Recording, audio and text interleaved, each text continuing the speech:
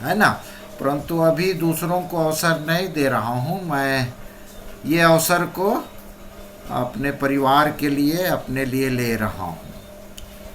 एक विषय प्रभु ने मुझे आज दिया और इसके बारे में और प्रभु मेरी सहायता करें कि मैं इस विषय को और अच्छे से मनन कर सकूं, चिंतन कर सकूं। परंतु जैसे ही मैंने अपने मोबाइल में ब्लेसेड फैमिली में बहुत सारे ग्रीटिंग, शुभकामनाएं, बधाइयाँ देखा, तो 2 फोटो देखा मैं आज जो रुपेश से संबंधित है। पहली बार देखा कि दीदी है और किरण है, और रुपेश को ढूंढा तो गोद में है वो। उस फोटो को देखा और देखते ही साथ जो मेरी भावनाएं थी मैंने उसको लिख दिया। उसमें लिखा ये छोटा प्यारा बच्चा। और जब बच्चा शब्द पे ध्यान किया, छोटा तो दिख रहा है, प्यारा दिख रहा है, अभी भी वैसे ही है, अभी बड़ा हो गया है ना। प्यारा तो वैसे ही है और बच्चा नहीं है। प्रभु की दृष्टि में हम सब बच्चे हैं। तो ये बच्चे शब्द का जब मैं थोड़ा सा ध्यान कर रहा था तो पुनः जैसे कल वो बेटी बांट रही थी, वो भी आदम उत्पत्ति में पहुंची थी, मैं भी उत्पत्ति में पहुंचा। और उत्पत्ति में बच्चा तो नहीं, परमेश्वर ने बच्चा नहीं बनाया, एक माटी का पुतला बनाया, मिट्टी को सान कर एक पुतला बनाया, प्राण फूका और पहले से आत्मा डाल दिया था। तो वो आदम आत्मिक प्राणी, उसके पास भी आत्मा था, प्राण था और शरीर था। आदम मतलब मनुष्य, मिट्टी, ये था। परंतु उसके विषय में जब मैंने थोड़ा सा ध्यान किया, वो आत्मा में पहले मरा, आत्मा में पहले मरा हो, और उसको इस प्रकार से और शरीर में बाद में मरा, आत्मा में मरा। उत्पत्ति 3:6।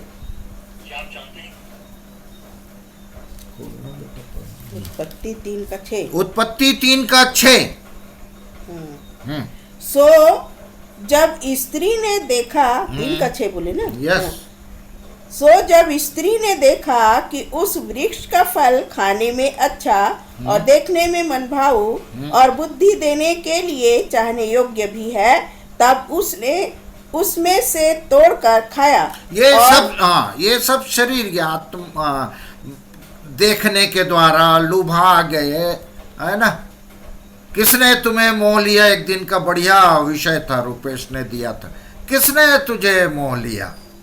और ऐसे ही मोह में, माया में पढ़कर शरीर की सब बातें उसमें समाई, और उसने उसको क्या किया, और अपने पति को भी, नहीं, उसके पहले वाला भी पढ़ चुके थे, बुद्धि देने के लिए चाहने योग्य भी है, तब उसने उसमें से तोड़कर खाया। तब उसने उसमें से तोड़कर खाया और अपने पति को भी दिया। अपने, और उसने भी, थोड़ा रुकना, स्त्री ने खा लिया पहले, आदम को नहीं खिलाया पहले। पहले क्या गजब का परमेश्वर का वचन है जी।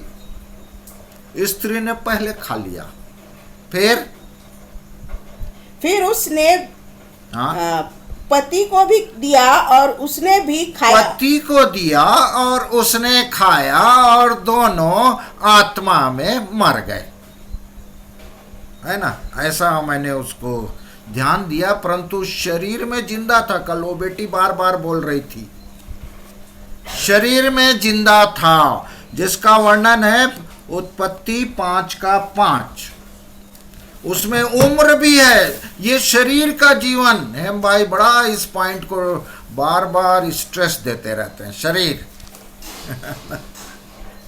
हाँ, तो और आदम की कुल अवस्था 930 वर्ष की हुई। 930 वर्ष की उसकी हुई। उसके पहले अपने स्वरूप अपनी समानता में उसने शेम को उत्पन्न कर दिया, और उसके बाद ये और बच्चे थे उसके। हाँ, तो तत्पश्चात वह मर गया। तत्पश्चात ये शरीर की मृत्यु, आत्मा की मृत्यु, शरीर की मृत्यु। और जब इसको मैं ध्यान किया तो मेरा ध्यान पहला कुरंथी 15 अध्याय, जिसको एक दो काफी पहले मुझको ये मिला था ये वचन, प्रथम आदम अंतिम आदम, प्रथम मनुष्य, पहला आदम प्रथम मनुष्य, और अंतिम आदम दूसरा मनुष्य। ऐसा यहाँ पहला कुरंथी 15:45 से 49 तक यदि हम पढ़ते हैं तो धीरे धीरे पढ़ेंगे, थोड़ा ध्यान करेंगे। यस, 45 से 45। ऐसा ही लिखा भी है कि प्रथम मनुष्य अर्थात आदम। अब इसके बारे में थोड़ा सा ध्यान करेंगे। प्रथम क्या? प्रथम मनुष्य अर्थात आदम। हाँ, पहला आदम, मैंने जोड़ दिया एडजेक्टिव। हाँ, प्रथम। हाँ, और जीवित प्राणी बना। ये जीवित प्राणी है, आत्मिक प्राणी नहीं है, लिखता है ये जीवित प्राणी है। आगे, और अंतिम आदम जीवनदायक आत्मा बना। अंतिम आदम के बारे में दे दिया। अब इसे प्रथम मनुष्य के बारे में, वो जीवित प्राणी, उत्पत्ति में हमने देखा वो मिट्टी से बनाया गया, मिट्टी है। और आगे एक जगह लिखा है, और आगे पढ़ो तो स्वाभाविक ऐसा लिखता है। हाँ, हाँ, पढ़ो तो। आत्मिक, वो अंतिम आदम के बाद स्वाभाविक देह बोई जाती है और आत्मिक देह जी उठती है। स्वाभाविक देह बोई जाती है और आत्मिक देह जी उठती है। जबकि स्वाभाविक देह है तो आत्मिक देह भी है। अब स्वाभाविक देह आत्मिक देह भी है। ऐसा ही लिखा भी है कि प्रथम मनुष्य अर्थात आदम जीवित प्राणी बना, और अंतिम आदम जीवनदायक, अंतिम आदम जीवनदायक शरीर बना नहीं, स्वाभाविक बना नहीं, आत्मा बना। तो यही तो परेशानी है हमारे जीवन में, शरीर आत्मा, शरीर आत्मा। शरीर मतलब आदम, और आत्मा मतलब हमारा उद्धारकर्ता यीशु मसीह, जो आत्मा से गर्भ में आया। उस मरियम के गर्भ में जो कुछ था, जो कुछ अर्थात परमेश्वर का वचन था, ये सबको हम जानते। परंतु आज इन बातों को मैं थोड़ा मनन करने लगा, प्रभु ने मेरी सहायता की। और आगे, परंतु पहले आत्मिक न था पर स्वाभाविक था। स्वाभाविक था, आत्मिक नहीं था, स्वाभाविक। इसके बाद आत्मिक हुआ। यस, प्रथम मनुष्य धरती से अर्थात मिट्टी का था। यस, दूसरा मनुष्य स्वर्गीय है। स्वर्गीय है। इसलिए बार बार हमको यही स्वर्गीय बनने की ही तो ट्रेनिंग दी जा रही हमारी आराधना में, है ना। मनुष्यत्व से ईश्वरत्व कैसे, है ना। पृथ्वी से हटकर हम स्वर्गीय वस्तुओं पर मन लगाएं, बार बार शरीर की बातों को छोड़ें, शारीरिक और आत्मिक। यही तो हमारे आराधना का विषय है। तो इन बातों को प्रभु ने दिखाया, मुझे सिखाया। और फिर उसके बाद बच्चों का ये जीवन और मृत्यु, ये विषय मैंने पाया, है ना। जीवन और मृत्यु का प्रश्न, the question of life and death, इस पे मेरा ध्यान चला गया। और कैसे जन्म के समय कैसे मृत्यु हुई, एक की नहीं, बहुतों की। एक पैदा हो रहा है परमेश्वर की इच्छा में, परंतु बहुत से बच्चे मारे जा रहे हैं। कभी ध्यान किया मैंने और आपको, मैंने आज क्यों सिखाया प्रभु और आज क्यों बांट रहा हूं मैं नहीं जानता, कि बहुत सारे बच्चे मारे गए। कब? निर्गमन 1:16 पद।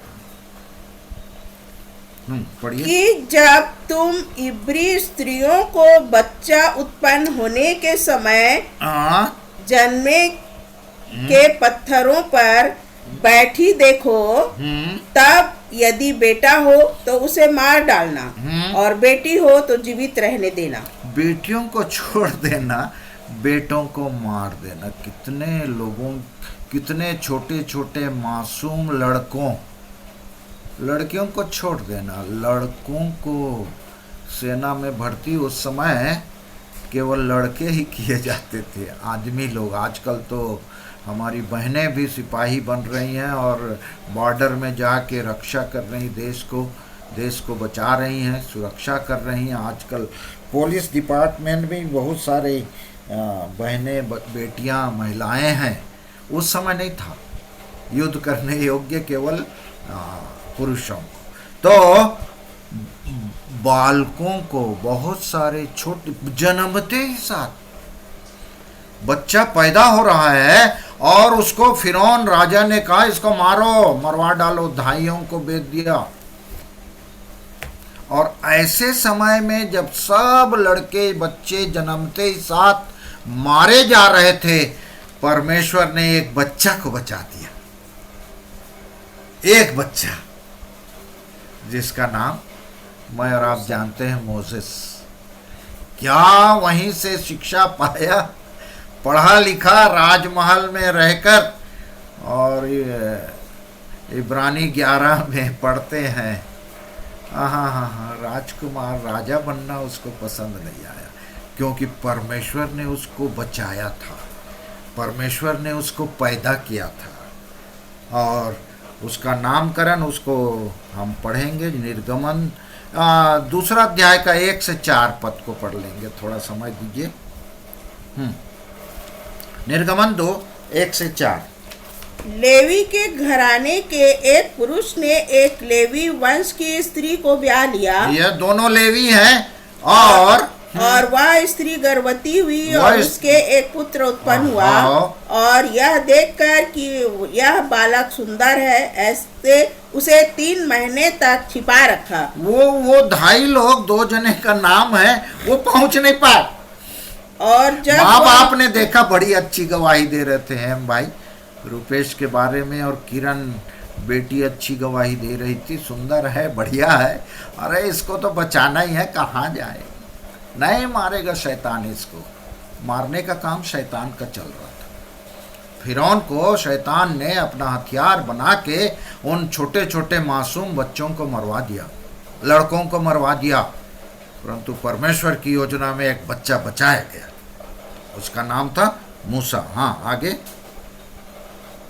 और यह देखकर कि यह बालक सुंदर है, उसे 3 महीने तक छिपा रखा।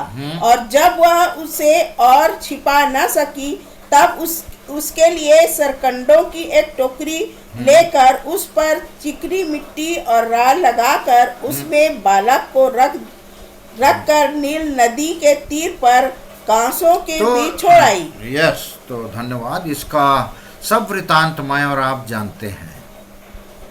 और इसका नामकरण कैसा हुआ, 10 पद में वहां लिखा है, क्योंकि ये बालक, हाँ, जब बालक कुछ बड़ा हुआ तब वह उसे फिरौन की बेटी के पास ले गई और वह उसका बेटा ठहरा। और उसने यह कहकर उसका नाम मूसा रखा कि मैंने इसको जल से निकाल लिया। किसने जल से निकाल लिया? नाम किसने रखा? और उस नाम का अर्थ होता है कि इसको जल से निकाला हुआ। जल से निकाला हुआ। हम सब यहाँ जितने आराधना में बैठते हैं, जल से निकाले हुए हैं कि नहीं, देखने की जरूरत है। जल अर्थात परमेश्वर का वचन। परमेश्वर के वचन ने मुझसे और आपसे कब बात किया? जल से मैं और आप निकाले गए हैं नहीं। और हेम भाई बड़ा सुंदर गवाही दे रहे थे, कैसा जल? जिसमें तैरना पड़ेगा, चलने से काम नहीं होगा, टखनों तक में काम नहीं होगा, घुटनों तक में काम नहीं होगा, कमर तक में काम नहीं होगा, बढ़ता हुआ जीवन। और मैं धन्यवाद देता हूँ कि अपना जो उसको आशीर्वाद के रूप में मैंने लिखा, growing growing growing in Lord God through Lord Jesus Christ, ऐसा मेरे अंदर आया और मैंने बेटे रुपेश के लिए ये शब्द लिखे, और वो सचमुच में धन्यवाद का विषय है हम सब के लिए, है ना। और सब हम उसके लिए परमेश्वर का धन्यवाद करते हैं, और सचमुच में उसने जो जीवन पाया, अद्भुत जीवन पाया है। तो आगे और हम देखेंगे, ऐसा ही एक और बार हुआ कि बहुत से बच्चों को मरवा दिया गया। याद आ रहा है अंतिम आदम, जीवनदायक आत्मा, वो जब पैदा हुआ तब तो ऐसे ही हुआ। मत्ती 2 उसका 16 पद, कौन पैदा हुआ? मैं और आप इसमें मैं डिटेल में नहीं जा रहा हूँ, परंतु थोड़ा थोड़ा टच करके आगे बढ़ रहा हूँ। यस। जब हेरोदेश ने यह देखा कि ज्योतिषियों ने मेरे साथ ठट्ठा किया है, तब वह क्रोध से भर गया और लोगों को भेजकर ज्योतिषियों से ठीक ठीक पूछे हुए समय के अनुसार बैतलहम और उसके आसपास के सब लड़कों को जो 2 वर्ष के व उससे छोटे थे मरवा डाला।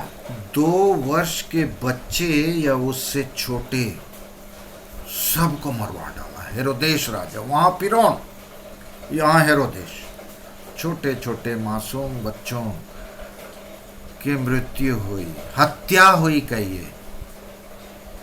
और जैसा मूसा को बचाया परमेश्वर ने, यहाँ फिर से हमारे उद्धारकर्ता प्रभु यीशु मसीह को पिता परमेश्वर ने बचाया, जो 19 और 20 पद में मिलता है।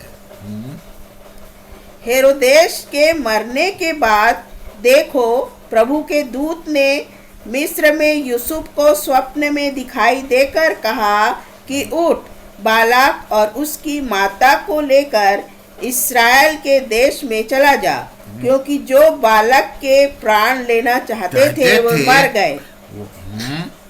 वह उठा और बालक और उसकी माता को साथ लेकर इस्राएल के देश में आया, परंतु यह सुनकर कि अरखिलाउस अपने पिता हेरोदेश की जगह यहूदिया पर राज्य कर रहा है, वहां जाने से डरा और स्वप्न में चेतावनी पाकर गलील देश में चला गया और नासरत नाम नगर में जा बसा, ताकि वह वचन पूरा हो जो भविष्यद्वक्ताओं के द्वारा कहा गया था कि वह नासरी कहलाएगा। तो इस प्रकार से हमारा उद्धारकर्ता प्रभु यीशु मसीह बहुत से छोटे 2 साल या 2 साल से छोटे बच्चों को मरवाया गया, परंतु परमेश्वर की योजना में उद्धारकर्ता प्रभु यीशु मसीह बचाया गया। और सचमुच में प्रियो, ये मेरे और आपके जीवन और मरण का प्रश्न है। इस पे मैं और अध्ययन करूंगा, प्रभु मेरी सहायता करेंगे, परंतु 1-2 पद को अवश्य पढ़ाऊंगा जो गलाती 3 और 3 में, हे गलातियों तुम्हें किसने मोह लिया से शुरू होता है, और ये 3रे पद में मैं आज रुक गया, जहाँ यूँ लिखा है 3 का 3, क्या तुम ऐसे निर्बुद्धि हो कि आत्मा की रीति पर आरंभ करके अब शरीर की रीति पर अंत करोगे? क्या और पढ़ूं? 3 हो गया? हाँ 3 ही पढ़ो। तो मैं और आप शरीर से पैदा हुए हैं, आत्मा का जीवन प्रारंभ, शायद इसी पद को मैं बोला हूँ आज, हाँ इसी पद को बोला हूँ। और आत्मा का जीवन मैं और आप शुरू कर दिए हैं। आत्मा और शरीर सताता था, सताता है और ये सताता रहेगा, शरीर आत्मा को, क्योंकि है भाई भी प्रकाश डाले हैं जेठा छुटके का दास होगा। प्रभु करे कि सचमुच में मैं और आप जो आत्मा का जीवन पाए हैं, शरीर के जीवन में समाप्त न करें। हम सब की प्रभु सहायता करे कि जिस आत्मा का जीवन मैं और आप प्रारंभ किए हैं, वो आत्मा का जीवन अंत तक, क्योंकि हम जानते हैं कि जो एक बार पैदा होता है वो 2 बार मरता है, और जो 2 बार पैदा होता है वो 1 बार मरता है। और पौलुस तो यहाँ तक कहता है कि मैं अपनी देह को मारता कूटता हूँ, वश में लाता हूँ, प्रतिदिन मरता हूँ और प्रतिदिन जीवित होता हूँ। क्या अद्भुत बात पौलुस लिखते हैं। प्रतिदिन मरता हूँ किसके लिए? प्रतिदिन जिंदा होता हूँ किसके लिए? प्रतिदिन फिर मरूं फिर जन्म। कैसा अद्भुत बात।